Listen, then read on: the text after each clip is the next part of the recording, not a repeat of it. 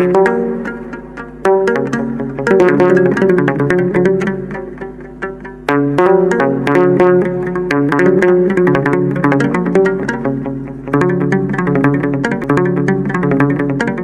አብ ወወልድ ወመንፈስ ቅዱስ አሐዱ አምላክ አሜን። ተወዳችሁ በጌታችን በኢየሱስ ክርስቶስ ሰማያዊ በሆነ ስፍራ መንፈሳዊ በሆነ በረከት የተባረካችሁ እግዚአብሔር ጸጋና ምሕረት አብዝቶ ልጆች አድርጎ የጠራችሁ አብ እንዲህ ያለ ፍቅር የሰጠን ጌታ መድኃኒት ኢየሱስ ክርስቶስ እግዚአብሔር ወልድ ከሰማያት ወርዶ ከእመቤታችን ተወልዶ መስቀል ላይ ዕዳ የከፈለለትና የዳነ ሕዝብ ያደረገን መንፈስ ቅዱስ የዘላለም ርስት ወራሾች ቤተሰቦች ልጆች መሆናችንን ያረጋገጥንበትን ማህተም የሰጠን ሀብተ ወልድ ስመ ክርስትናን ያደላችሁ ሁላችሁ የቅዱሳን ቤተሰቦች እንደምንቆያችሁ ሁሉን የሚችል አምላክ ጌታ መድኃኒት ኢየሱስ ክርስቶስ ከሰማይ አባቱ ከአብ ሕያው ከሚሆን ከመንፈስ ቅዱስ ጋር ለዘላለም የተወደደ የተመሰገነ ይሁን። እንግዲህ ዛሬ ርዕሱ ላይ እንዳያችሁት ባላቸው ነገር ሰዎች እንዳይጠለፉ እንዳይወድቁ መንፈስ ቅዱስ የሚናገረውን መልእክት ነው በጋራ የምንሰማው። የትምህርታችን መነሻ መጽሐፍ ቅዱሳዊ ሐሳብ የዮሐንስ ራእይ ምዕራፍ 3 ከቁጥር 15 ጀምሮ ያለው ሐሳብ ነው። በሎዶቅያ ወዳለ ወደ ቤተክርስቲያን መልአክ እንዲህ ብለህ ጻፍ፣ በራድ ወይም ትኩስ እንዳይደለ ስራህን አውቃለሁ። በራድ ወይም ትኩስ ብትሆን መልካም በሆነ ነበር። እንዲሁ ለብ ስላልክ በራድ ወይም ትኩስ ስላልሆንክ ካፌ የተፋ ነው። ሀብታም ነኝና ባለጸጋም ሆኛለሁ አንድም እንኳ አያስፈልገኝም የምትል ስለሆንክ ጎስቋላና ምስኪን ድሃም ዕውርም የተራቆትክም መሆንህን ስለማታውቅ ባለጸጋ እንድትሆን በሳት የነጠረውን ወርቅ እንድትጎናጽፈ የራቁትነትህ አፍረት እንዳይገለጥ ነጭ ልብስ እንድታይ ዓይኖችን የምትኳለውን ኩል ከኔ ትገዛ ዘንድ እመክርሃለሁ። እኔ መወዳቸውን እገሥጻቸዋለሁና። እንግዲህ ሎዶቅያ በታናሿ እስያ ከሚገኙ በዛሬቷ ቱርክ ከሚገኙ ከሰባቱ አብያተ ክርስቲያናት አንዷ ናት። መንፈስ ቅዱስ በዘመኑ ለነበሩ ክርስቲያኖች እና በየዘመኑ በየክፍለ ዘመኑ ለሚነሱ ለቤተክርስቲያን መልክ የሰጠ ማስጠንቀቂያ የሰጠው ማነቃቂያ ቃል ነው። የሎዶቅያ ቤተክርስቲያን ሀብታም ከነበሩ ከተሞች መካከል የምትገኝ ናት። ሎዶቅያ በጣም ባለጸጎች የሞሉባት ብዙ ንግድ የነበረባት የሐር ክር የሚሸጥባት ማዕድን የሚቆፈርባት የመዋኛ ገንዳዎችና ፍልውሃዎች የሞሉባት የመዝናኛና የብልጥግና ከተማ ነበረች።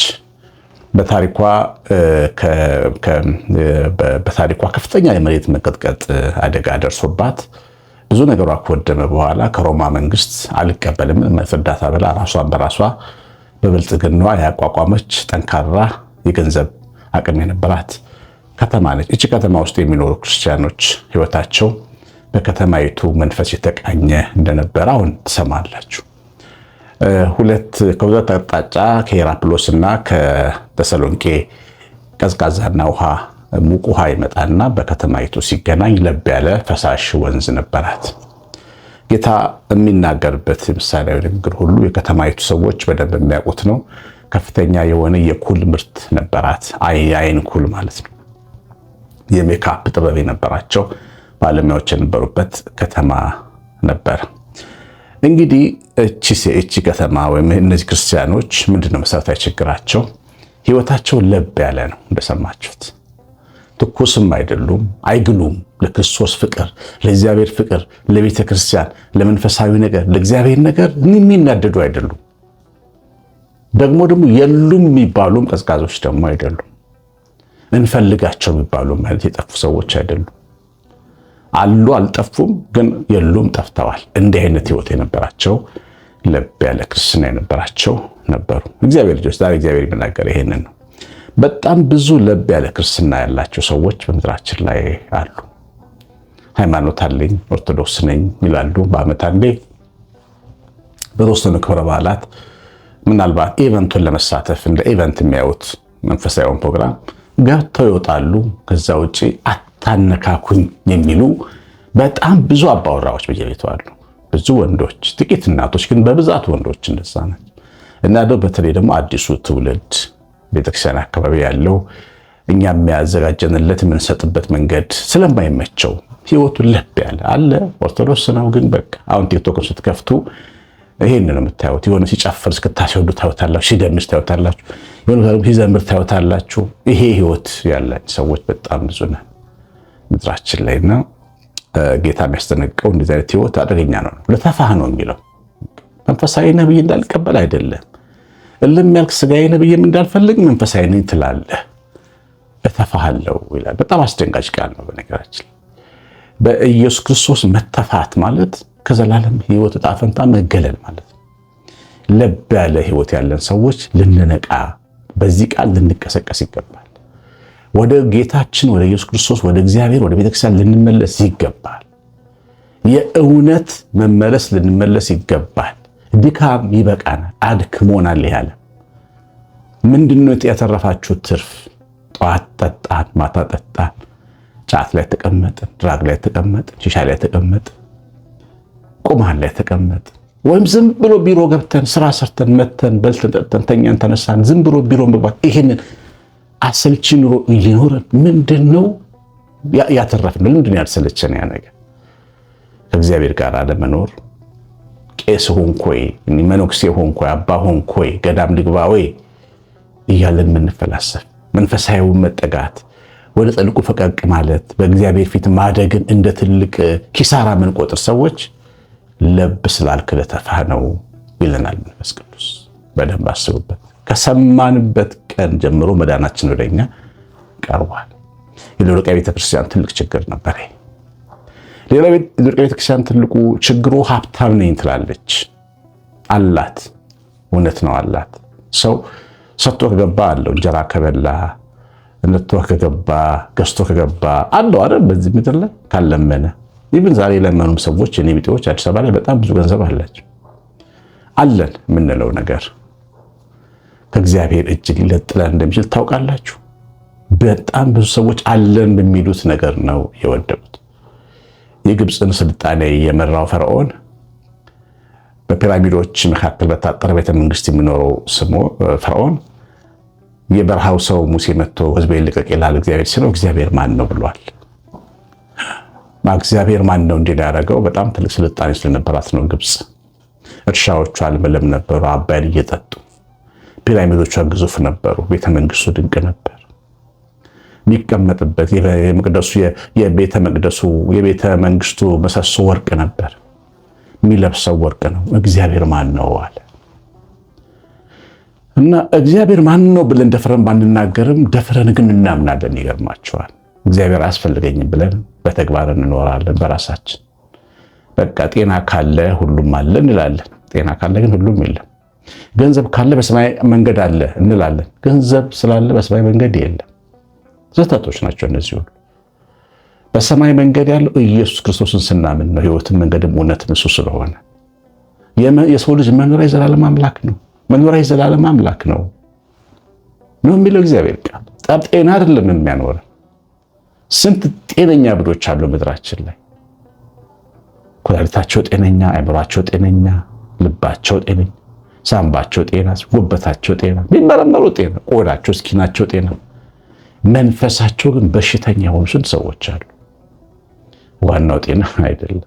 ጤና በረከት ነው፣ ግን ዋናው ጤና አይደለም። ዋናው እግዚአብሔር የምፈለገው አለኝ የምንለው ነገር ያዛልቀናል ወይ?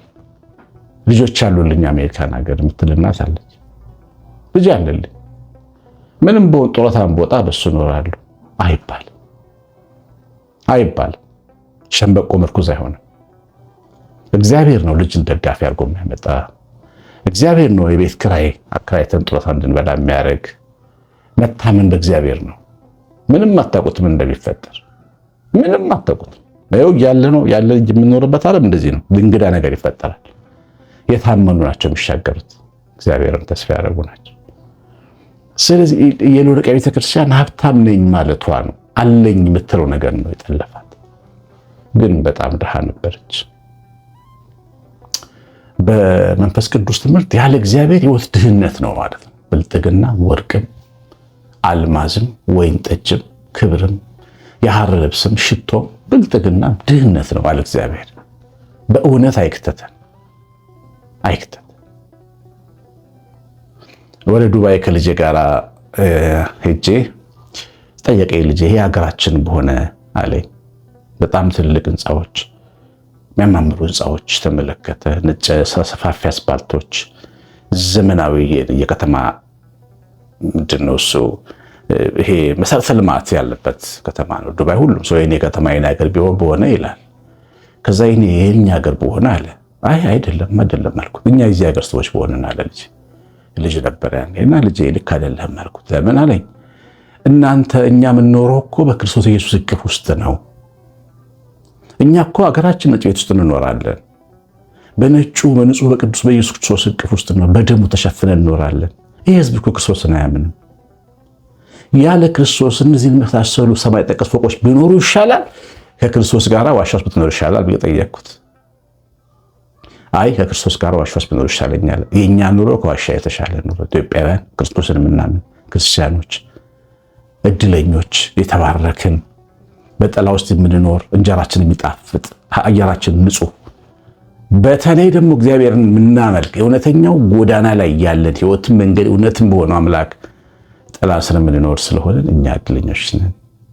ሀብት የሚመዘነው በሱ ላይ ነው እንጂ ያለ ክርስቶስ የሆነ ብልጥግና ሞትና በቃብር መሆኑን መንፈስ ቅዱስ የተናገረ። ደሃ ነሽ አውቃለሁ ያልሽ ምንም አታውቂም። አውቃለሁ ባዮች ምሁራን የተማሩ እግዚአብሔር ፊት ሲመጣ የዩኒቨርሲቲ ወረቀት ይረሳል። መንገራችሁ ጫማ ይወለቃል። የእስራኤል ነቢይ ሙሴ በግብፅ ቤተመንግስቱ ሲያድግ የግብፅን የትኛውንም አይነት ትምህርት ነው የተማረው። ጥንቅቅ ያለ ፒኤችዲ ያለው ሰው ማለት ትችላላችሁ። ምክንያቱም የፈርዖን ልጅ ነው። በማደጎ ፈርዖን ያሳደገው ልጅ ነው። ሁሉን እውቀት ያወቀ ሰው።